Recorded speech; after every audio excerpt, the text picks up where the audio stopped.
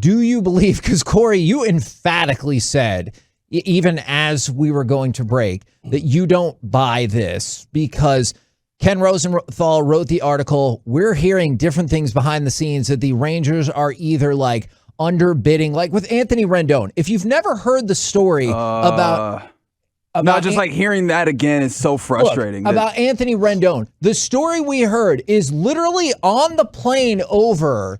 The Rangers decided, or some people with the Rangers decided, they were going to change their bid and underbid the current contract offer he already had. Why the hell would he come to the Rangers for less? And so the thought is that the Rangers talked a lot, but they'll end up spending a bunch of money on just people. Yeah, that's what I feel a lot of times. Well, if they're going to spend a lot of money, they'll do it in the next 8 days. If not, then what they're going to do is they're going to make, well, after the lockout's over, whether it's March or April or May, they're going to be like, guys are going to be desperate to sign contracts, and then they're going to sign for less, and they're going to sign with us for less money because we're going to have money to spend, and we're going to get them for less money than they thought and less money than, and that's a dangerous game to play when you're a 100-loss team, to assume that good players are going to choose a rebuilding franchise to sign for less money. And if you're looking at the type of money that the Rangers should spend. So the Rangers are, I believe this is the 5th biggest, maybe 6th biggest media market in the country. So you put them somewhere in the range of 5 or 6 in Major League Baseball payroll. All right, right now for 2022, the Texas Rangers have $51 million committed. Let's go. To get up to 5, can we keep it at 51 and still be not good at baseball? Oh, Lord knows you should be on the ownership group.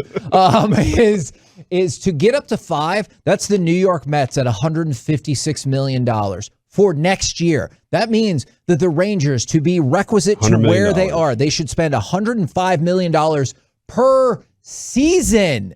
Additional in payroll. And then check this out. You know how much payroll they have on the books for 2023? $20 million. Less. $19 million. Less. Much less. $8 million. Less. Less than $8 million? Correct. Well, you're going to have $1, Bob. $3.75 million. Now, I realize arbitration will add but not as much as you might think. And for 2024, they have literally no contracts on the books. So if you're looking in the next 3 years, the Rangers currently have $54 million committed total. So the Rangers should be able to do literally whatever the hell they want. I know they're not going to do this, but if they want to say Carlos Correa, 10 years, $330 million, they should be able to do that like that. If they want to say Chris Bryant, 8 years, $200 million like that, they should be able to do whatever they want. As long as those players say yes. Exactly. And I agree. But to your point is, I think what your point is, the Rangers can win the bidding and overbid easily and not put themselves in a bad position 3-4 years down the road. And let's face it, I don't like saying this. Who on this team's ever going to get paid a lot of money? Isaiah Kiner-Falefa is a nice player, but he's probably looking at, I'm going to, let's be optimistic here, $10 million a year? When he becomes a free agent, Adolis Garcia has 5 more years until he becomes a free agent. You don't have to worry about him. He's going to be he's going to be 33 years old by the time he becomes a free agent. You look at your catching situation. At some point those guys will get paid, but I'm just going to assume Jonah Heim and Trevino are going to be $5 million a year players 5 years from now. When you start looking at your team, we don't have to pay anybody anytime.